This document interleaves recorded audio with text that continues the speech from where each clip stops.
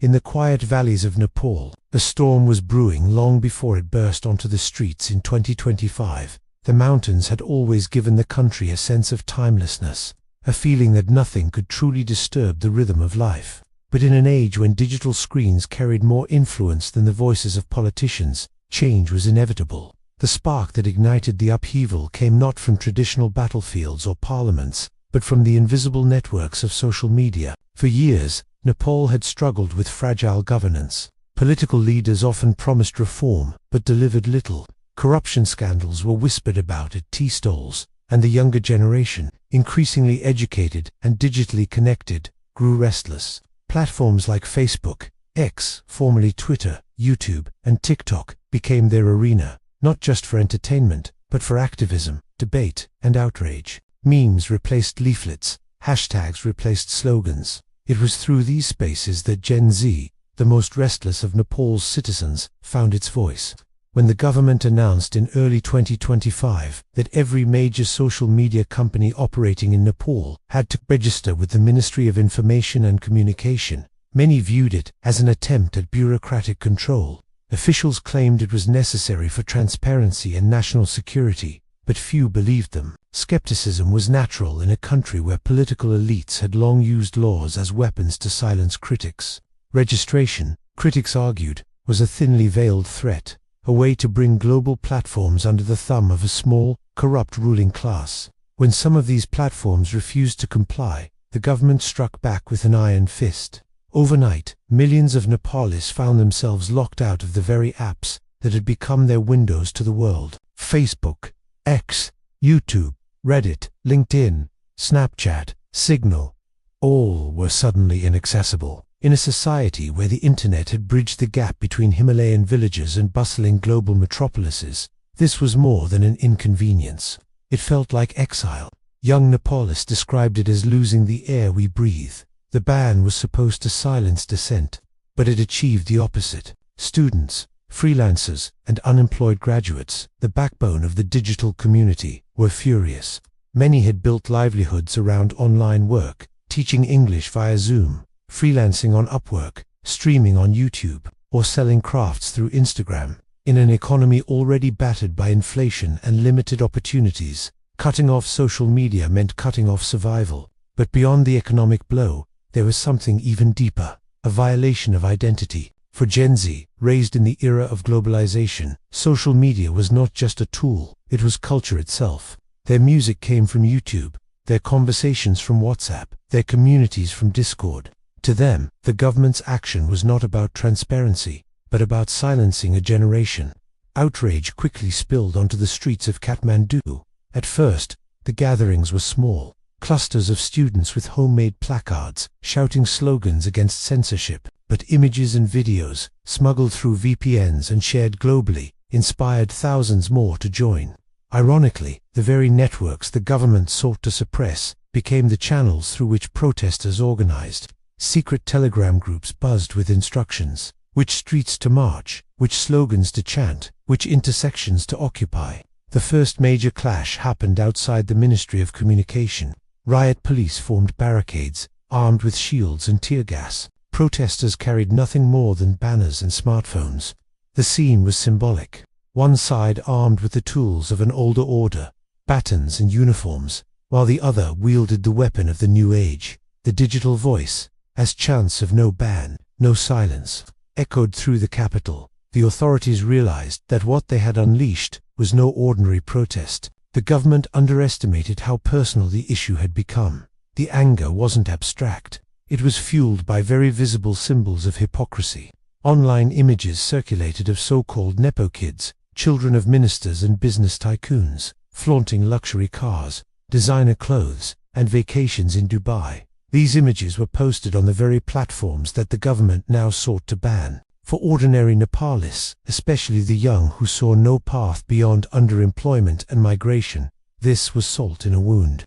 They live in mansions. We can't even post a meme, one protester shouted into a megaphone, capturing the rage of thousands. Kathmandu University students were among the first to mobilize. They declared the ban an attack on democracy and marched from their campus to the city center. Journalists tried to cover the movement, but state television downplayed the unrest, calling it the work of troublemakers and foreign agents that only deepened the anger.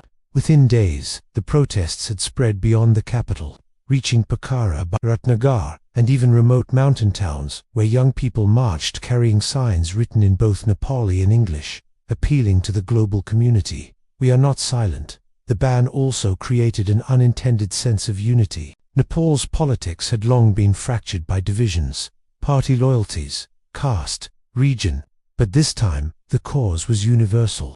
Every young person, whether rich or poor, rural or urban, used social media. Everyone had something to lose. In that shared grievance, Nepal's youth forged a collective identity stronger than any political ideology. The streets became a stage where generations clashed. Elderly leaders, rooted in Cold War ideologies and party politics, sneered at the young, accusing them of being lazy and spoiled. But Gen Z countered with a simple truth. They were the future, and their voices could not be erased. On walls and buses, graffiti appeared overnight. We were born online. We will not live offline. The spark of rebellion was now aflame. Within 2 weeks of the ban, tens of thousands of people poured into Kathmandu's Durbar Square. Police deployed water cannons, but protesters returned drenched, chanting louder. At night, the city lit up, not with festival lamps, but with burning barricades. The government, in trying to control the narrative, had lost it entirely. Internationally, the ban was seen as a shocking overreach. Foreign embassies expressed concern. Human rights organizations condemned Nepal for digital authoritarianism. Ironically, this global coverage reached Nepalis through VPNs and smuggled news clips, fueling pride that their struggle was now recognized worldwide. By late summer, what had begun as a technical regulation spiraled into a full-blown political crisis. It was no longer about apps or platforms. It was about dignity, freedom, and the right to be heard. The spark from social media had ignited a firestorm that would soon engulf the entire political order of Nepal. In the Himalayas, where avalanches can be triggered by the slightest tremor, the government had set off its own disaster. A ban intended to silence dissent had instead amplified it, unleashing the most powerful force the nation had seen in decades, the collective will of its youth. Long before the protests filled the streets of Kathmandu, discontent had been simmering in a quieter, more insidious way. It did not start with tear gas or slogans. It began with photographs and videos, casually posted online by the sons and daughters of Nepal's most powerful families. They were known, sometimes mockingly and sometimes with venom, as the Nepo kids. The term, borrowed from global pop culture's critique of nepotism babies, carried a particular sting in Nepal. In a country where opportunities were scarce, and where hundreds of thousands of young people left each year to work as laborers in the Gulf or cleaners in Malaysia, seeing a politician's child flaunt a $50,000 handbag or a Lamborghini on Instagram was unbearable. Scrolling through their feeds was like entering another universe. The children of ministers and tycoons filmed themselves drinking champagne in Dubai nightclubs, vacationing on yachts in the Mediterranean, or shopping in the boutiques of Paris. They wore Rolexes and Gucci, while their fellow citizens struggled to pay rent or buy textbooks. Each post was like a dagger, a reminder that while ordinary people fought for survival, an untouchable elite enjoyed limitless privilege. At first, the resentment was quiet, expressed in sarcastic memes or whispered jokes. But the anger began to crystallize when young Nepalis realized the hypocrisy at the heart of it all. These same families, who built their wealth through politics, corruption, and cronyism, were the ones now pushing for the ban on social media. It was as if the elite wanted to enjoy their digital playground, while denying it to everyone else. The outrage reached a boiling point when one particular video went viral in late spring 2025. In it, the son of a senior minister sped through the streets of Kathmandu in a luxury car, a Lamborghini, laughing with his friends, blasting Western rap music. He was filmed bragging, "The law doesn't apply to us. My father runs this country." Within hours, the clip was everywhere. WhatsApp groups, Telegram channels, even international news outlets. For young Nepalis, already furious about the social media ban, this was proof that the system was rotten to its core. University students seized upon the moment. They began organizing Nepo walkouts, protests held outside government buildings where demonstrators carried posters showing screenshots of the elite children's social media posts. Slogans appeared on walls: "Stop nepotism, start justice." Others went further: "No TikTok for us, but Dubai for them." The hypocrisy was now impossible to ignore. The scandal gave the movement both a face and an enemy. Before, the protests had been against something abstract: a ban, a law, a faceless state. Now, they had symbols: the smiling faces of the Nepo kids, dripping with wealth and arrogance. Every time another video surfaced: a minister's daughter in Milan, a business tycoon's son popping bottles in Bangkok, it fanned the flames of rebellion. Ironically, many of these children had not meant to provoke anger. For them, Instagram and TikTok were just platforms to flaunt their lifestyle. But in a country still struggling with blackouts, shortages, and poverty, their posts were gasoline on a fire. The more they posted, the more ordinary Nepalese seethed. The government tried to contain the scandal. Pro-government newspapers ran editorials insisting the Nepo kids were private citizens and their choices were irrelevant to politics. Ministers angrily denied that their children had used state money for their trips abroad. But the denials rang hollow. Everyone in Nepal knew that political office had long been a gateway to wealth, and the lavish lives of the Nepo kids were the most visible proof. What made matters worse was the generational divide. While older Nepalese were often resigned to corruption, shrugging it off as part of life, Gen Z refused to accept it. Raised online, exposed to global movements for justice, they compared their reality not with their parents, but with peers in Korea, Japan, and the West. Why, they asked, should Nepali youth be doomed to migrate for low-paying jobs abroad while the ruling class enjoyed limitless luxury at home? The scandal became personal. Protesters began naming specific families during rallies. Placards carried the faces of ministers' children next to statistics of poverty and unemployment. "One of them spends in a day what we earn in a year," read one banner. The crowds cheered. For the first time, corruption had a human face. And it was the face of their classmates, their neighbors, sometimes even their friends. International media caught on. The term Nepo kids became a shorthand for everything wrong with Nepal's governance. News reports juxtaposed the luxury Instagram posts with footage of police beating protesters in the streets. The contrast was damning. While the privileged few flaunted their power, ordinary youth were being jailed for demanding freedom. By early summer, the Nepo kids scandal had transformed the movement. What began as a protest against a digital ban had become a broader uprising against inequality, injustice, and hypocrisy. Students who once shouted, "No ban, no silence," now chanted, "Down with the Nepo state." The protests were no longer just about apps. They were about dismantling an entire system of privilege. At night, bonfires lit up Kathmandu as young activists painted murals mocking the elites. One depicted a Nepo kid sitting on a throne made of smartphones, surrounded by chains labeled censorship and corruption. Another showed a minister's child holding shopping bags, while workers bent under the weight of bricks. The art captured the rage that words could not. The scandal also deepened divisions within the government itself. Some moderates argued that the Nepo kids were a distraction and urged the Prime Minister to distance himself from them. Others doubled down, calling the scandal fake news spread by foreign powers. But the more the government denied, the more evidence surfaced online, fueling the perception that the ruling class was both corrupt and delusional. By the time July arrived, the Nepo kids were no longer just a scandal. They were a rallying cry. The protests had grown larger, louder, and more determined. What had started with frustration over a social media ban now carried the weight of generations of injustice. The Nepo kids had unwittingly become the symbols of everything the people hated, and in doing so, they helped transform a digital spark into a nationwide inferno. The stage was set for escalation. If Chapter 1 was the spark, Chapter 2 was the fuel. Together, they built the firestorm that would soon consume Nepal's political order. By mid-2025, Nepal's protests had grown beyond the anger of a few university campuses. What had begun as scattered demonstrations against a social media ban and the arrogance of the Nepo kids had transformed into a generational uprising. It was no longer confined to digital forums or sarcastic memes. It was flesh and blood, boots on the ground, voices filling the air in Kathmandu, Pokhara, Biratnagar, and beyond. This was the moment when Gen Z, a generation long dismissed as passive and obsessed with their phones, showed that they could turn digital frustration into street power. The first signs of this transformation appeared at Kathmandu University and Tribhuvan University.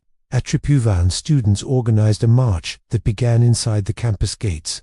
They carried banners painted hastily in dorm rooms. "We were born online. We will not live offline."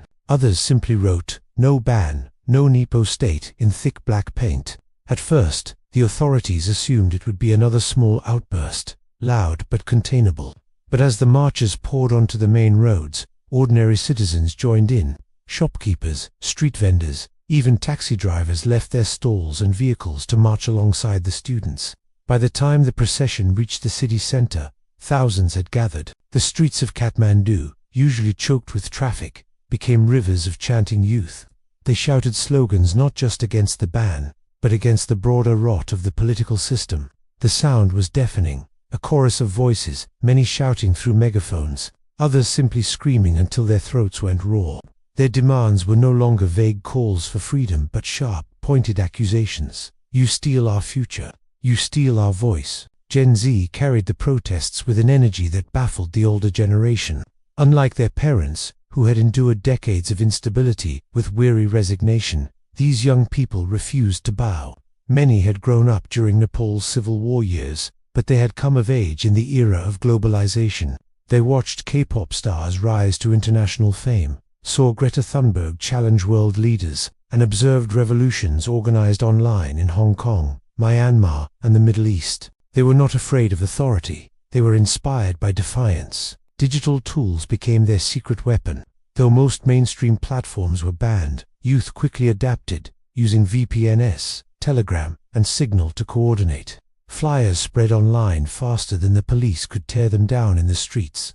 Groups gave each other names like Digital Warriors and Nepal Next. Every night, organizers circulated maps of protest sites for the following day. Each morning, thousands showed up exactly where they were told. The authorities never knew where the next march would explode. The creativity of Gen Z also set them apart. They turned protests into spectacles, staging flash mobs in busy intersections, where dozens would suddenly break into synchronized chants or dance routines, drawing crowds before police could react. Some students carried laptops with portable speakers, blasting protest songs they had composed the night before. Others painted their faces with hashtags like #UNBANUS or #GenZRevolt. They live-streamed clashes whenever they could, smuggling footage abroad so international audiences could see what was happening in Nepal. The government, used to traditional opposition politics, was caught off guard. They had spent decades outmaneuvering rival parties with backroom deals,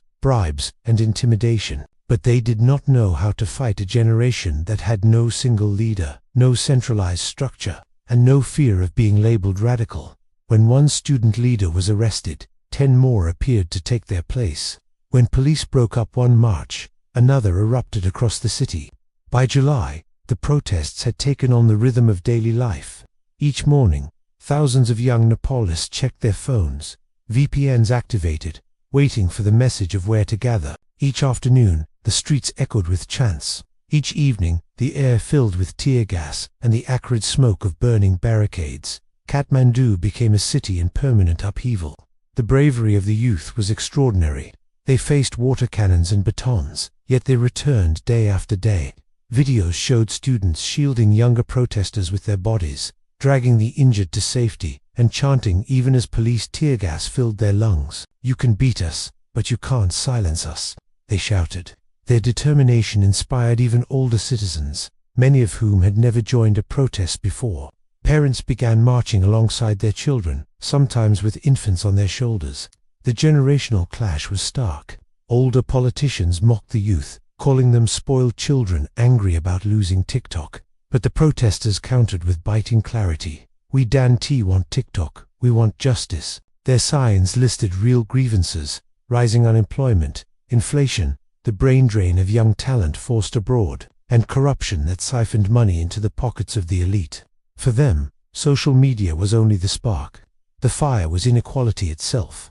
International observers began calling the movement Nepal's Gen Z revolution. Foreign journalists, sneaking into Kathmandu despite restrictions, documented the creativity and resilience of the protesters. Photographs of teenage girls leading chants, of young men building barricades, and of crowds waving smartphones like torches spread across the world. The message was clear. This was not a passing tantrum. It was a generational uprising.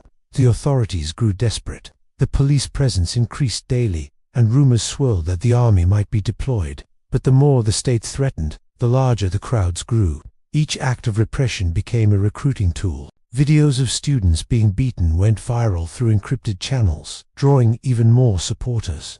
What frightened the government most was the unity of the youth. Nepal was a country divided by caste, ethnicity, and geography, but the protests erased those lines. In Kathmandu's main squares, young men from the hills marched beside young women from the Terai. Students from elite private schools linked arms with children of migrant workers. Their chant became a rallying cry that transcended identity. We are Gen Z. We are Nepal. By August, the protests were no longer occasional flare-ups.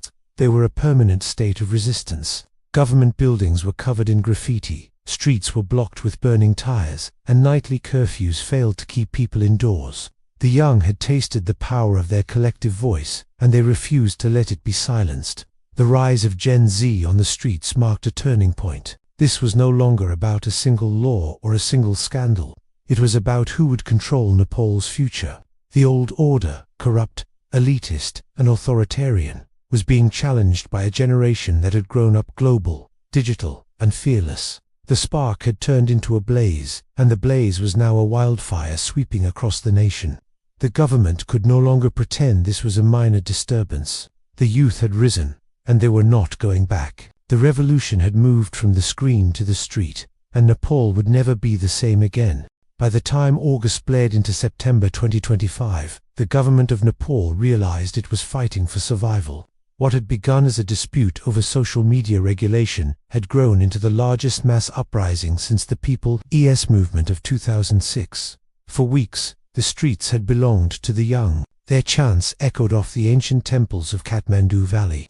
Their graffiti scarred the grey walls of ministries. Their banners filled Durbar Square. Each protest was louder, larger, more determined. The state could not ignore it any longer. The Prime Minister and his advisors gathered in the dimly lit halls of Singha Durbar, the administrative heart of Nepal. Intelligence reports were grim. Protests were spreading to every province. Strikes were crippling the economy. And even some police officers were whispering sympathy for the demonstrators. In hushed voices, the ministers debated their options. Concessions were dismissed.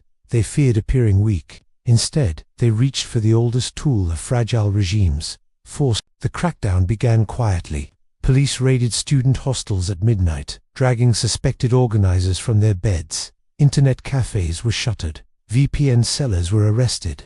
Journalists who dared to report honestly were harassed or beaten. But rather than frightening the public into silence, these tactics ignited greater fury. Each arrest was live-streamed through encrypted apps, turning unknown students into martyrs for the cause. Then came the full show of strength. On the morning of September 3rd, Kathmandu awoke to find its streets flooded with riot police. Armored vehicles rumbled past temples that had stood for centuries. Barbed wire coiled across intersections. Loudspeakers blared warnings: dispersed or face consequences. It was a scene that seemed ripped from another era, when kings once tried to crush democratic uprisings. But this time, the enemy was not a distant monarch. It was a government that claimed to be democratic while behaving like an autocracy. The clashes that followed were brutal. Tear gas canisters hissed across Durbar Square, filling the air with choking smoke.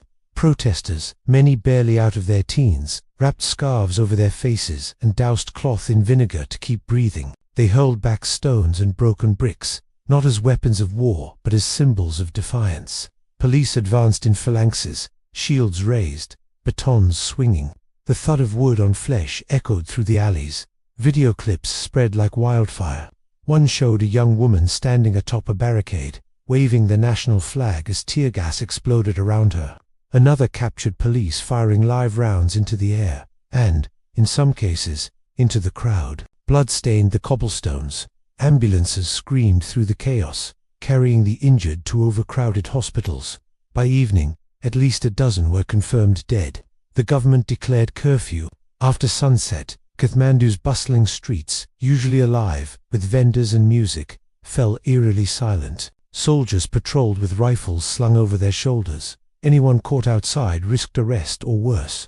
Yet even under curfew, the resistance continued. From windows and rooftops, people banged pots and pans, a cacophony of defiance that rang out across the valley. "We will not be silenced," they cried from the shadows. The crackdown extended beyond the capital. In Pokhara, police stormed a rally, firing rubber bullets into a crowd of students. In Bharatnagar, demonstrators torched a government office, and security forces responded with deadly force. Reports trickled in of villages where protesters had been rounded up, beaten, and forced to sign confessions of foreign involvement. The state painted the movement as a conspiracy, blaming outsiders for stirring unrest, but no one believed it. This was a homegrown rebellion. Inside the government, cracks were showing. Some ministers urged restraint, warning that killing young people would only accelerate the collapse of authority. Others demanded harsher measures, insisting that the protests were an existential threat. The prime minister, isolated and furious, sided with the hardliners. He ordered the military placed on standby. The line between policing and warfare blurred. The violence was met with remarkable resilience. Each crackdown created new heroes. A 19-year-old student named Arav, who was shot while shielding younger classmates, became a symbol of sacrifice. His funeral drew tens of thousands, transforming grief into renewed rage. Murals of his face appeared overnight on city walls, painted in bright reds and yellows, with the words, "He died for our freedom." International reaction was swift. Human rights organizations condemned the killings. Foreign governments expressed grave concern. Embassies issued warnings to their citizens, and some suspended aid. Nepal, long reliant on tourism and international goodwill, now faced the prospect of isolation. Yet the Prime Minister remained defiant, insisting the state would not bow to anarchists. As September deepened, the brutality intensified. Entire neighborhoods were placed under siege. Power outages and internet blackouts were imposed in protest hotbeds, but the government could not extinguish the will of the people. Each day, despite fear and bloodshed, new crowds emerged. School children marched with handmade signs. Farmers joined convoys of tractors blocking highways. Even monks, usually silent observers, walked barefoot into the streets carrying prayer flags, chanting for peace and justice. The crackdown had been intended to crush the uprising. Instead, it hardened it. What the government failed to understand was that Gen Z had no memory of dictatorship, no instinct to cower. They had grown up with smartphones in their hands and the world at their fingertips. They had seen how movements in other countries rose from repression, and now they had tasted their own power. In every clash, in every act of defiance, the balance shifted further. The more the state struck, the more illegitimate it looked. The more blood was spilled, the more determined the people became. The crackdown did not restore order. It proved to the world that the old order was collapsing. By the end of the month, one truth was undeniable. Nepal was no longer governed by laws and ministers, but by fear and resistance.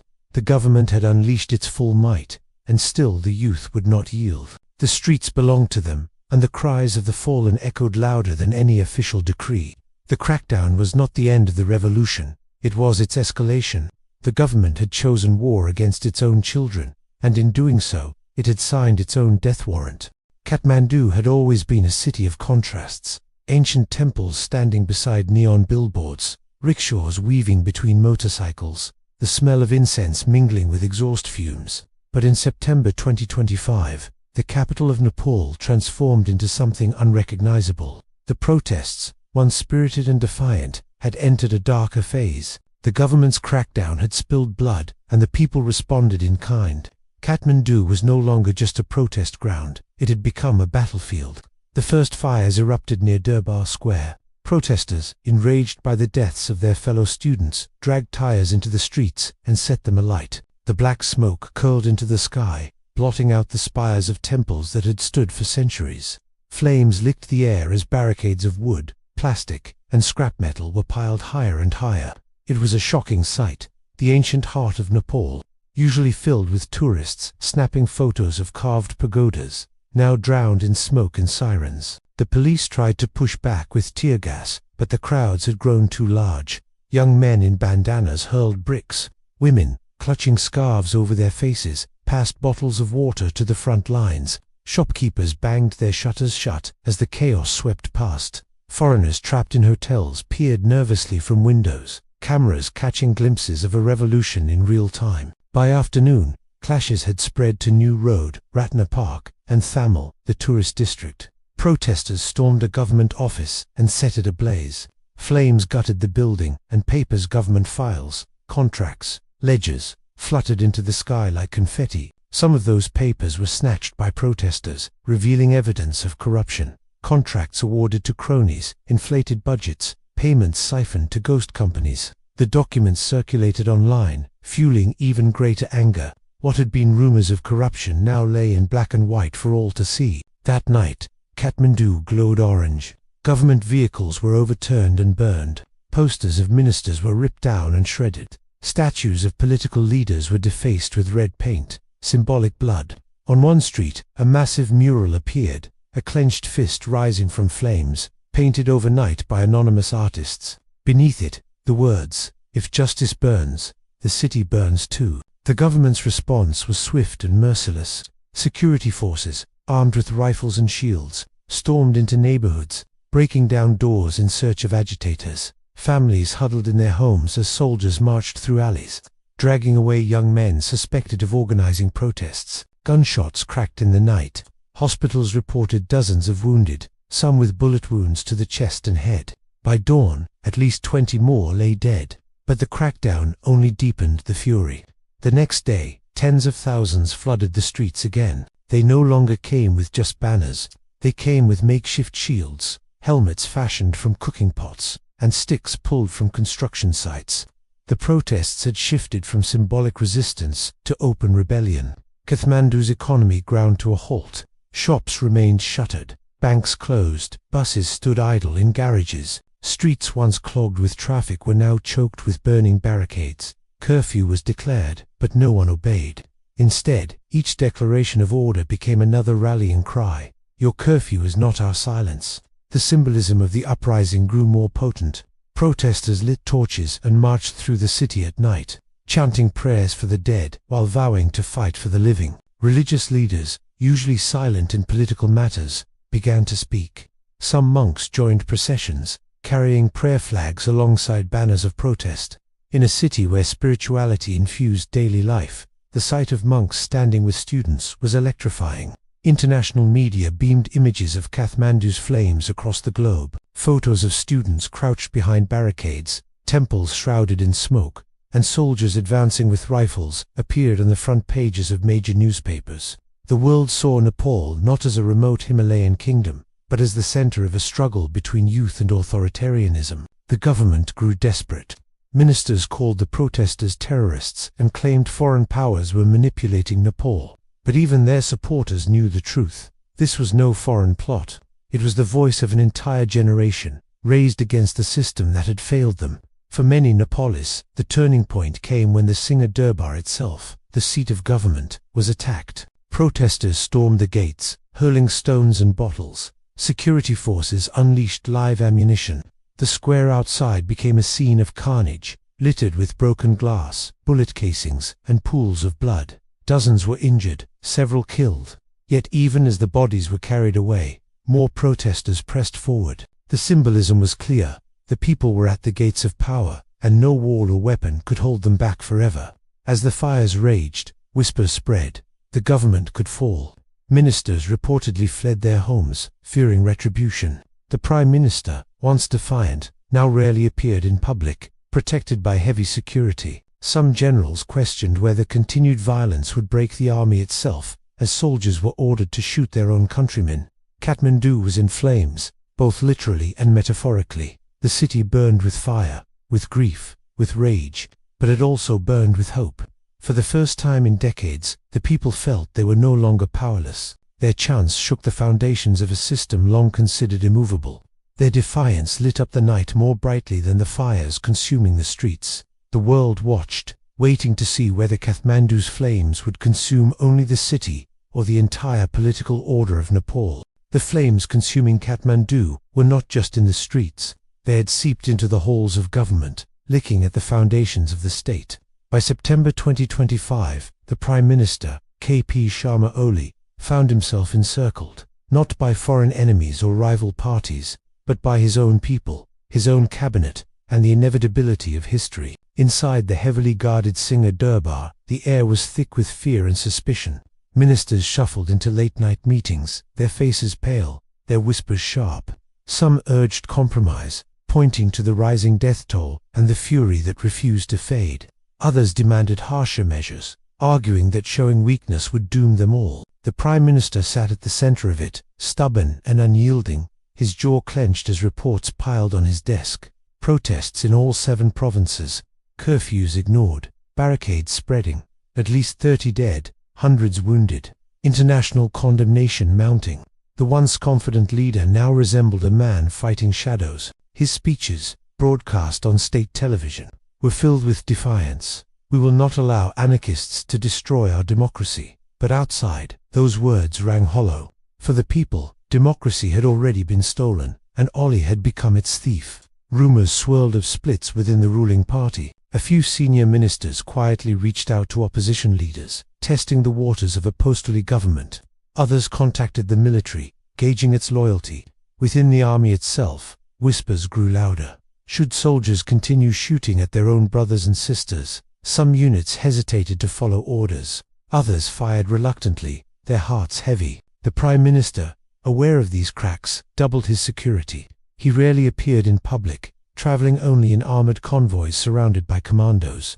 His residence became a fortress, ringed with sandbags and checkpoints. Yet even behind the walls, he could not escape the sound of protest. At night, the echoes of chanting youth drifted across the city. Down with Oli, down with corruption. The pressure mounted when international voices turned sharper. The United Nations condemned the violence. Human rights groups demanded accountability for the killings. Foreign governments, once cautious, began hinting at sanctions.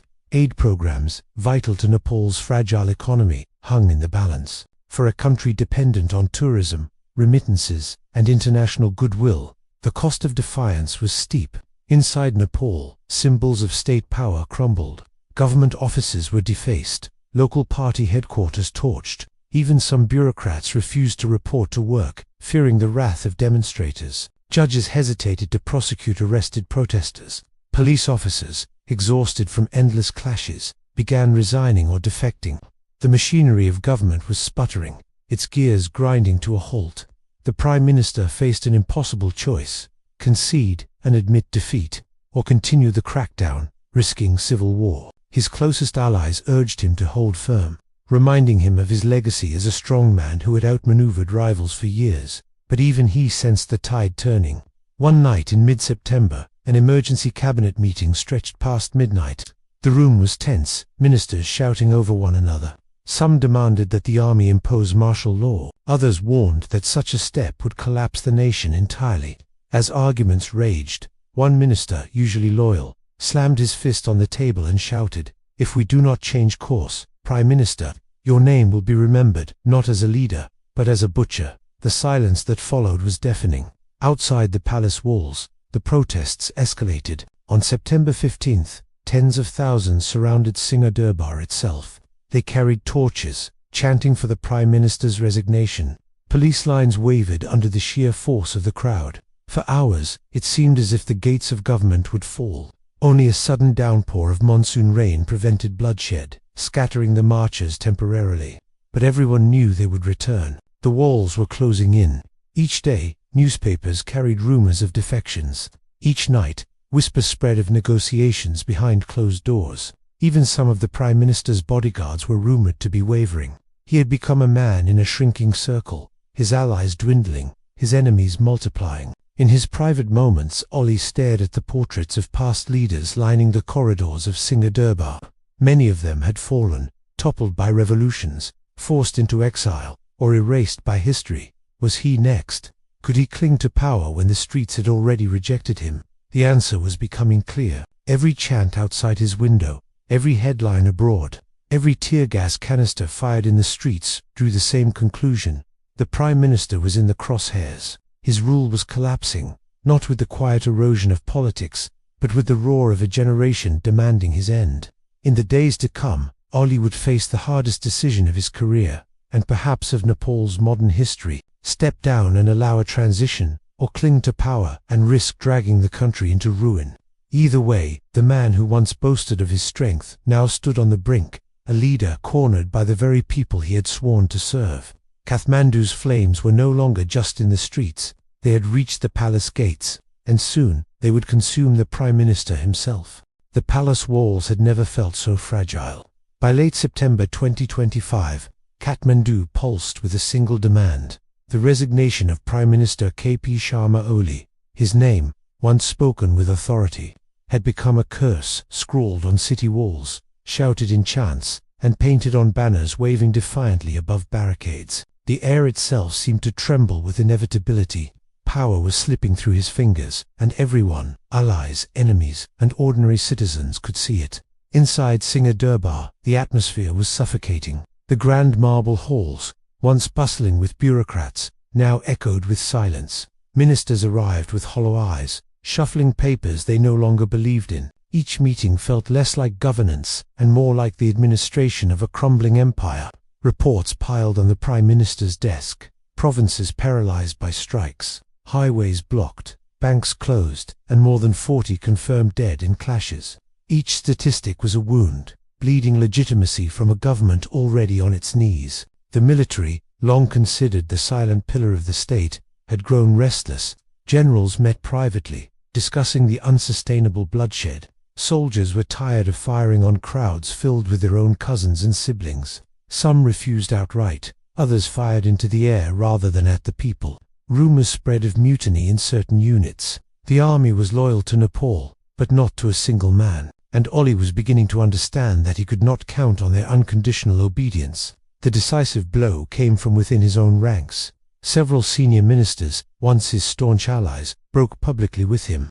One appeared on television and declared, "This government has lost the moral right to rule. The people's will must be respected." Another resigned dramatically, holding up a blood-stained shirt said to belong to a slain protester. Each defection shook the government like an earthquake. The edifice of power, already cracked, now began to crumble. On September 22nd, Kathmandu witnessed one of the largest demonstrations in its history. Hundreds of thousands filled the city center, their chants rolling like thunder. Oli resign, Oli resign. Students, farmers, monks, shopkeepers, mothers carrying children, all stood together, waving flags and torches. The protests stretched for miles, a sea of humanity united in defiance. Helicopters hovered overhead, capturing images that would beam around the globe. For hours, protesters surged against the barricades surrounding Singha Durbar. Police lines held, but barely. Officers looked uneasy, some lowering their batons as chants of "Join us, not them," rang in their ears. The sheer scale of the demonstration made clear what everyone already knew. The government no longer commanded the people's consent. Inside the palace, Oli paced his office. The curtains were drawn, the air heavy with cigarette smoke. Advisors pleaded with him to step down before the crowd stormed the gates. One warned bluntly, "If you do not leave with dignity, you will leave with blood on your hands." But pride had always been Oli's armor. He raged at his ministers, accusing them of betrayal, insisting the protests were a foreign conspiracy. Yet deep inside, he knew the truth. The state had lost control. The people had already chosen. The final decision came not with fanfare, but with exhaustion. On the morning of September 24th, after a sleepless night of frantic calls and whispered negotiations, Oli summoned the press. Cameras flashed as he stepped to the podium, his face drawn, his voice hoarse. "I have always served Nepal with loyalty," he began, trying to frame his departure as sacrifice rather than defeat. "But in the interest of peace, unity, and the future of our nation, I hereby resign as Prime Minister." The words fell heavy in the room, but outside, they exploded like fireworks. When the news reached Durbar Square, the crowd erupted in jubilation. Strangers hugged and wept. Drums beat, horns blared, and fireworks lit the night sky. Students who had carried the movement on their backs lifted banners high, proclaiming victory. It was not just the fall of a man, it was the collapse of an entire order. Yet even amid celebration, grief lingered. Families mourned those who had died in the clashes. Photos of the martyrs were carried through the streets in candlelight vigils. The chants of victory mingled with tears of remembrance. The people knew their triumph had been bought with blood. The resignation did not immediately solve Nepal's problems. The state was fractured, the economy in freefall, and the question of who would govern next loomed large. But for that night, none of it mattered. For the first time in years, the people felt their voices had been heard. The fortress of power had fallen, not to guns or generals, but to the collective will of the youth. In history books yet to be written, September 24, 2025, would be remembered as the day Nepal's streets toppled its government. Oli had once stood tall as a seasoned political survivor, but when faced with the fire of a generation, even he could not withstand the storm. The Prime Minister was gone, the people remained, and the struggle for Nepal's future had only just begun. Victory had come, but it was soaked in sorrow. When the Prime Minister finally resigned, the streets of Kathmandu erupted in celebration. Drums, fireworks, tears of joy. But as the echoes of triumph faded, another sound rose. The quiet sobs of families mourning the dead. Nepal had won a battle for freedom, but the price was written in blood. Hospitals across the capital were still overflowing. In the corridors of Burr Hospital, mothers clutched photographs of their children, praying for miracles that would never come. Stretchers lined the hallways, some carrying the wounded, others carrying bodies shrouded in white sheets. The air was heavy with antiseptic, smoke, and grief. Doctors, exhausted after weeks of emergency duty, whispered the same refrain: too many, too young. The government's crackdown had left scars, not just on bodies, but on an entire generation. At least 50 people were confirmed dead nationwide, though activists insisted the real number was higher. Many were students, barely out of their teens, their lives cut short before they had begun. Some were shot in the chest while leading chants, others beaten in alleys during midnight raids. Their names became martyrs etched into the memory of a movement. Arav, the 19-year-old who shielded his classmates. Manisha, the university singer whose voice had rallied thousands. Prakash, the farmer's son who had carried a torch in funerals turned into processions of defiance. Coffins draped in the national flag were carried through the streets as mourners wept and sang. Instead of silence, the crowds chanted slogans for justice. Mothers who had lost children walked at the front, holding up photographs like weapons. Their grief was raw, but their resolve was unbreakable. "My son is gone," one mother said, her voice trembling but steady. But Nepal will not be silent again. The trauma reached far beyond the dead. Thousands nursed wounds, broken bones, shattered eyes from rubber bullets, burns from tear gas grenades. Psychological scars cut even deeper. Children who had watched their parents beaten, families who had seen loved ones vanish into police vans, all carried memories that would not heal quickly. Yet amid the pain, there was solidarity. Communities rallied around the wounded, organizing food drives, raising funds for hospital bills, and building makeshift memorials at protest sites. Murals of the fallen appeared on walls across the city, vibrant, colorful portraits surrounded by slogans of resistance. One mural, painted on a scorched government building, showed a line of young faces looking upward toward the sunrise, with the words, "They died so we could breathe free." The blood spilled also reshaped the political narrative. No longer could the uprising be dismissed as mere anger over social media or spoiled youth throwing tantrums. The funerals told a different story. This was a generational struggle for dignity, and the casualties were undeniable proof of the people's sacrifice. Even skeptics, older citizens who had doubted the protests, bowed their heads in respect. The deaths had turned dissent into destiny. Internationally, the images of grief carried enormous weight. Newspapers across the world published photographs of candlelight vigils in Kathmandu, where thousands held up phones like lanterns, illuminating the night with digital stars. Human rights groups demanded accountability for the killings, calling for investigations into the police and military. Foreign governments, once cautious, now openly pressured Nepal's leaders to deliver reforms. The blood had not only shaken Nepal, it had captured the conscience of the world. But the cost weighed heavily on the survivors. Many activists wrestled with guilt. They had won the resignation, yes, but at what price? Late at night, leaders of the student groups sat in quiet circles, mourning their lost friends. "We wanted freedom," one said, staring at his bandaged hands, "but we did not want this much death." Others argued that the sacrifice had been inevitable, that no tyranny collapses without blood. The debate mirrored the nation's soul, proud of its victory, broken by its cost. For the families, the wounds were deeper still. Children asked why their fathers never came home. Wives clutched wedding rings in empty beds. Parents stared at the unused textbooks of sons and daughters who would never graduate. Grief was everywhere, in homes, in temples, in the very air of the capital. Kathmandu celebrated, but it also mourned. And yet, even in mourning, there was strength. Blood and tears became a covenant, a reminder that the new Nepal must not be built on the same corruption, inequality, and arrogance that had brought the old one crashing down. Every drop of blood was a demand for accountability. Every tear was a vow, never again. The uprising had reached its climax, but its legacy was still unfolding. The youth had toppled the government, but in doing so, they had also inherited the weight of the dead. Their victory was stained with tragedy, their triumph inseparable from loss. In the end, the chapter of blood and tears was not just about what had been taken from Nepal.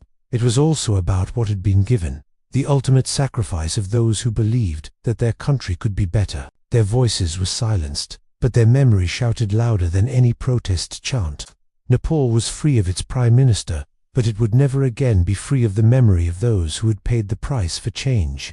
The resignation of Prime Minister Ali marked the fall of a man, but it did not immediately heal the wounds of a nation.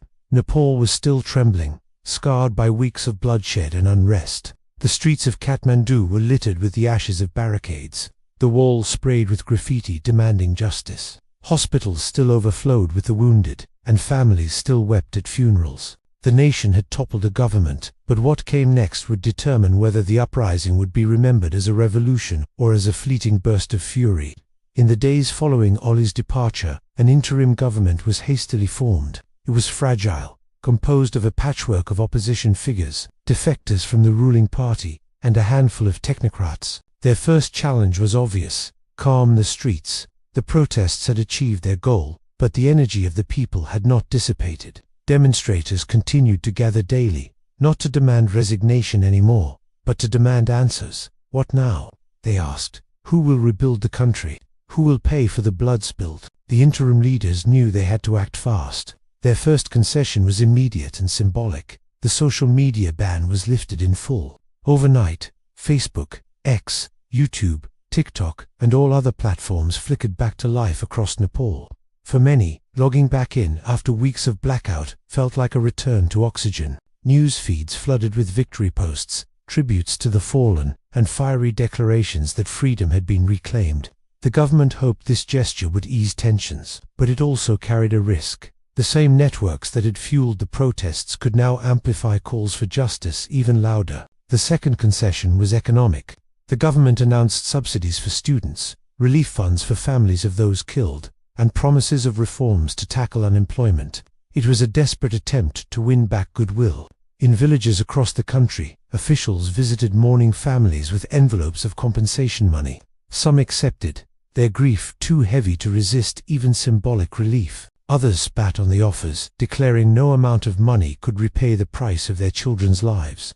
Internationally, Nepal scrambled to repair its image. Ambassadors assured foreign governments that stability was returning, that the youth uprising had been resolved. Human rights organizations demanded investigations into the killings. Under pressure, the interim government promised inquiries, though many doubted they would ever deliver real accountability. Still, the gesture mattered. For the first time in years, Nepal's rulers spoke the language of humility rather than arrogance. Yet the concessions were not enough for everyone. In the streets, protesters shifted their slogans. No longer chanting "Ali resign," they now roared, "Justice for the martyrs." Candlelight vigils became nightly rituals, transforming Kathmandu into a city of glowing lights. Families carried photographs of their dead, their grief etched into the new demands: trials for those responsible, purges of corrupt officials, and systemic reform to end the cycle of nepotism and privilege. The ruling class, shaken to its core, retreated from public life. The infamous Nepo kids deleted their social media accounts, vanishing into silence. Some fled abroad, seeking refuge in the mansions of Dubai or London. Their absence only confirmed the people's accusations. That privilege had always shielded them from consequence. Graffiti appeared, mocking them. "Run, Nepo kids, but you cannot hide from history." At the same time, a fragile optimism grew. Schools reopened, though students carried protest banners in their backpacks alongside textbooks. Businesses cautiously resumed, though shopkeepers whispered about what might come next. Tourists began trickling back, snapping photos of temples that only weeks before had been cloaked in smoke. Life tried to return to normal, but beneath the surface, everything had changed. For Gen Z, the concessions were not just policy shifts, they were proof of power. Never before had Nepal's youth forced the state to its knees so completely. Their unity had shattered a prime minister and toppled policies. They had discovered their voice, and they were not about to give it back. A new political consciousness was born, one that would not accept cosmetic reforms or temporary relief. The interim government, sensing the volatility, spoke in the language of reconciliation. Ministers appeared at funerals, bowing before grieving families. They visited universities, promising new reforms in education and employment. On television, they pledged a new era of transparency. These words soothed some, but many remained skeptical. The people had been lied to before. Would this time be different? Or was it another performance, staged to quiet the streets until power was secure again? The most powerful concession was intangible, a recognition, however reluctant, that Nepal had changed forever. No law, no decree, no curfew could erase what had been won. The government's retreat marked the first acknowledgement that the youth were now a force that had to be reckoned with. They were not children to be dismissed.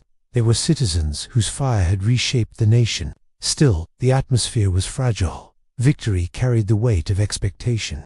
Every promise of reform was scrutinized. Every speech by a minister was dissected online. Every delay in justice risked reigniting the flames.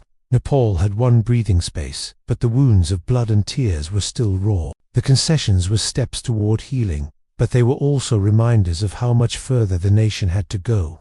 In the flickering glow of candlelight vigils, Nepal stood at a crossroads. One path led to true transformation, a nation rebuilt on the sacrifices of its youth. The other led back to betrayal, where old habits of corruption and arrogance would creep once more into power. The choice lay not only with the interim rulers, but with the people themselves. For now, the streets were quieter. The fires were out. The chants had softened. But beneath the calm, a new determination simmered. The youth had forced the state to retreat. They had extracted concessions unthinkable only months before. And they had learned that power was not permanent. Not for ministers, not for elites, not for anyone. The revolution was not over. It had only shifted to its next phase. Nepal awoke after the storm. The barricades had been dismantled. The smoke cleared from the narrow streets of Kathmandu. And the chants that once shook the valley now echoed only in memory. But beneath the surface calm lay a country transformed and uncertain. The uprising of 2025 had toppled the prime minister, shaken the ruling class, and rewritten the balance of power. Yet the path forward was anything but clear. In the days after the concessions, a fragile peace settled over the capital. Shops reopened, buses crept back onto the roads, and students returned to classrooms, still scarred by protest posters. Tourists trickled into Thamel, marveling at temples that only weeks earlier had been wreathed in smoke. On the surface, life seemed to resume, but everyone knew this was not the same Nepal as before. Something fundamental had shifted. The youth had discovered their strength. They had not only forced a government to retreat, they had rewritten the narrative of power. For decades, Nepali politics had been dominated by an older generation, veterans of civil wars and palace intrigues, steeped in the cynicism of survival. But now, for the first time, a new generation had shown that it could bend history with its bare hands.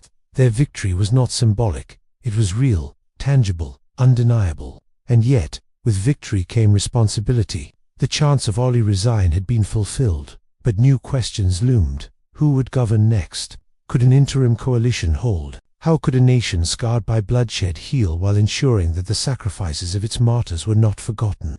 These were questions no chant could answer, no barricade could resolve. The interim government faced immense pressure. Students demanded sweeping reforms in education and employment.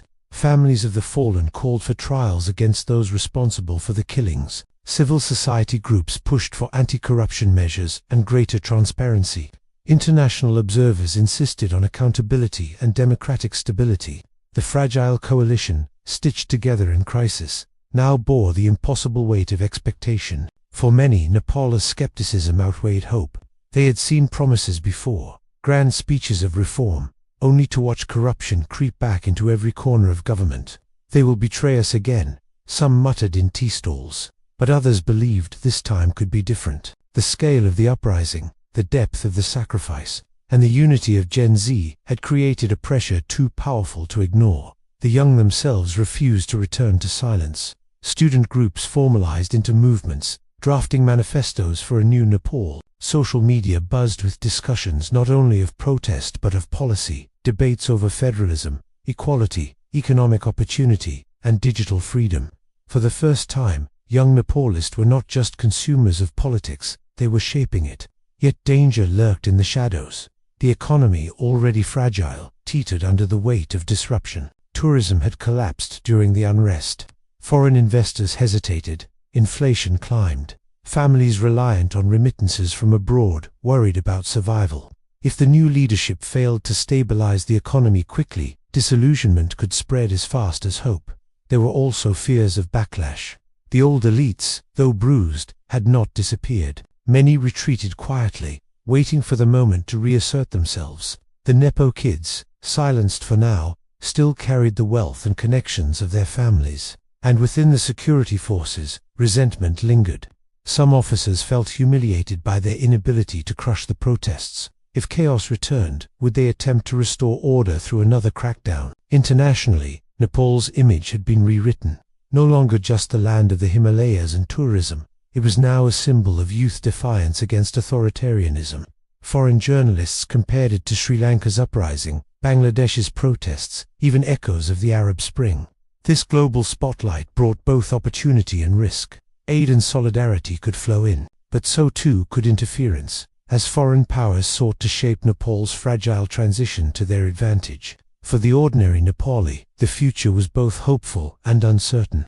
Parents spoke proudly of their children who had marched, but also trembled at the memories of gunfire. Farmers dreamed of fairer opportunities, but feared the instability that could follow. Students celebrated their newfound power, but worried whether it could translate into lasting change. Everywhere, the memory of sacrifice lingered. The faces of the martyrs stared down from murals and posters, their eyes a silent demand. Do not forget us, do not waste what we gave.